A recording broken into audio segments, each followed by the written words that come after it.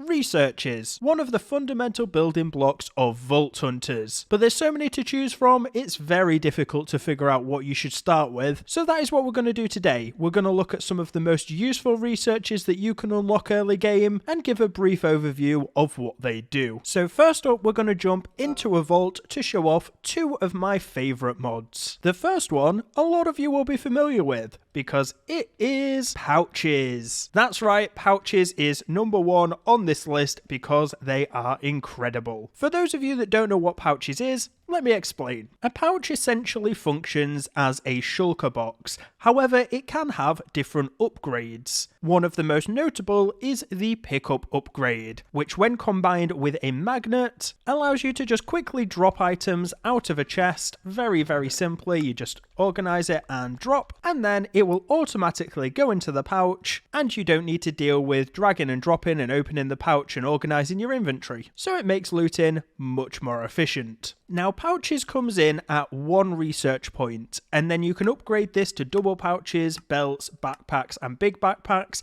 each one increasing the cost as you go up. And if you want a full guide on backpacks, I already have one on the channel. I will link that at the end of the video. If you have a good enough pickaxe as well, you can just mine the chests out and those will go straight into your backpack, making life a little bit easier. And if you want to do this with all of your chests, what I would highly recommend is making a vault pickaxe and upgrading the mining speed on it. You can demolish chests very quickly if you have enough mining speed. So this is one of the best, if not the best way to loot in Vault Hunters. Having a magnet pick up the items and you automatically sort them into pouches will make life so much easier. But now that we've started looting, I forgot to place any wool down, so I'm a little bit confused on how to get back to the portal. Well, that is where our second mod comes in, one of the most useful, especially since we can't use waypoints anymore, the Vault Compass. And handily, I have a Vault Compass stored in one of my pouches. Now what the Vault Compass will do is it will point you in the direction of the exit. So this is telling me that we need to go left,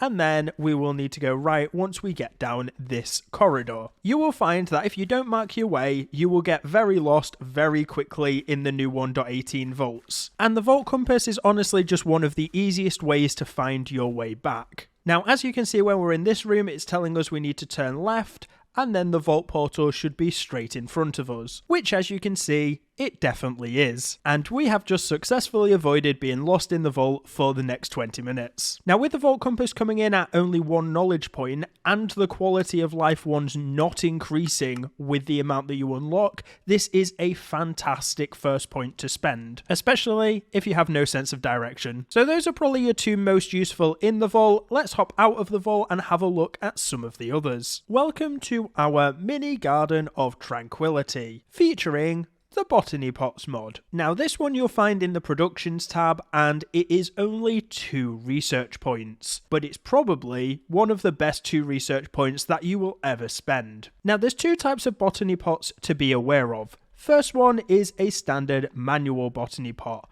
and what this does is basically allows you to slowly grow crops over time. And you can grow all sorts of things in here, from flowers to pumpkins, melons, wheat, roses, all of this sort of stuff that you are going to need for the vault altar. You can just completely automate as long as you put the right soil and the right seeds in there. Now, honestly, it is really self-explanatory on what needs to go in there. If you want pumpkins, you need dirt and pumpkin seeds, and so on. But there are a few exceptions. For example, if you want coral blocks, you're going to need to put a bucket of water in there. If you want wither roses, you need soul sand. And if you want chorus fruit, you need endstone. Okay, maybe they were also self-explanatory. But you know, it's a fairly simple mod. Now, botany pots themselves are fairly cheap. You just need a bit of terracotta, a vault meat block, and a vault essence. This is the case at the time of recording, but just be aware, because it's alpha, that may change in the future. But it is very cheap. Now, the automatic ones are a little bit more expensive. They're called hopper botany pots, and you need an extraordinary Larimar in order to do that, which is 16 normal Larimar. But what this allows you to do is, once something has fully grown, I think this is fairly close to being grown, it will just hopper straight down into whatever container you've got. And honestly, it does this really quickly. I mean, I've only had this up for a few minutes and we've already got a stack there, so yeah, it's pretty crazy. And the main reason that this is worth doing is because you don't need to set up a melon and pumpkin farm, you don't need to set up a wheat farm, even the netherwort, you don't need to deal with any of that, or even a wither rose farm. All of this can all be done with this mod, and it's in a 1x1 block space.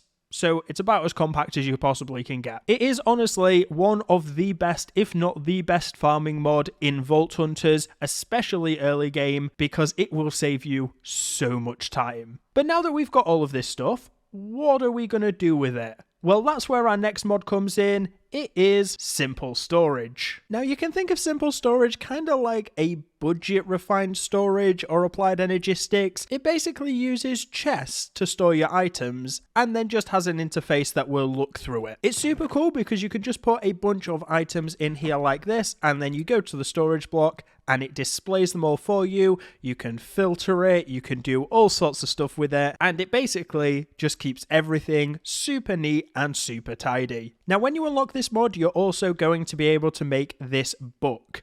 And this book is your entire guide to the simple storage networks. This is going to go through a bunch of the different things that you can do with the storage networks. Basically though, you're going to need a network route to make everything actually work, and then you're going to want a storage request table so that you can actually move stuff around. You can automatically import things if you hook this up to a farm, and you can use exporters if you're wanting to restock shops and things like that. And all you need to make this work are these special link cables that you can craft very easily.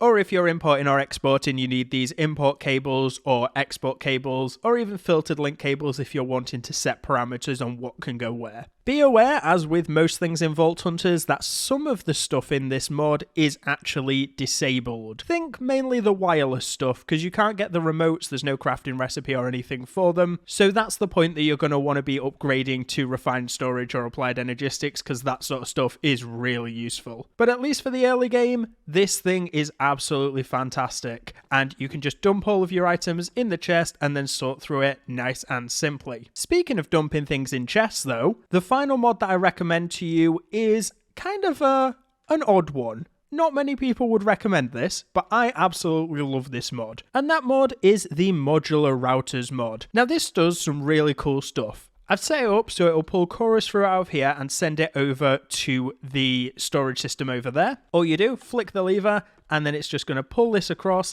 and then send them over to the storage. Now you can upgrade this so it does more items at a time or makes it faster. This is just the default setup with just one puller and one sender module. But honestly, there are so many things that you can do. You can have this break blocks for you. You can have it drop items for you. You can even have it, if you've got the resources, pick up items for you like a vacuum hopper and then use a sender module to send that across to an inventory. And the great thing is, you don't even need power to make this work. It just runs off of redstone. And one of my favorite things to do is to set up a specific location like here, which you can then drop your backpacks in.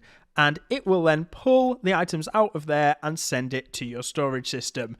Now, realistically, you'd want this all closer and a much simpler setup, but for purposes of today, this is pretty much how it works. So you can just drop your bags off, you can run off, do your own thing, and this will just slowly move everything into the storage system. And if you've got maximum upgrades and everything like that, it can drain a backpack in a matter of seconds. It is honestly beautiful. And you can modify the actual modules you put in, blacklist, whitelist, all of the NBT data stuff, basically all of the advanced filters that you get from the backpacks mod. And you can use this to augment your farms, make things much more compact. We used it in our gold farm last season and it made a huge difference. It is honestly just one of the best item moving mods, and yeah, it's fantastic. So those are my recommendations for your first few mods. There are a few mods that got missed off of here just because of the cost to craft some things in it. Things like Create and Mechanism are really powerful, but they're just too expensive to get really early game. Hopefully some of these recommendations have helped you out and you go test some of them out for yourself. If you did enjoy the video, make sure to give it a like and subscribe to the channel if you're not subscribed already. Thanks for watching everyone, I've been Hellfire Mage and I will see you next time.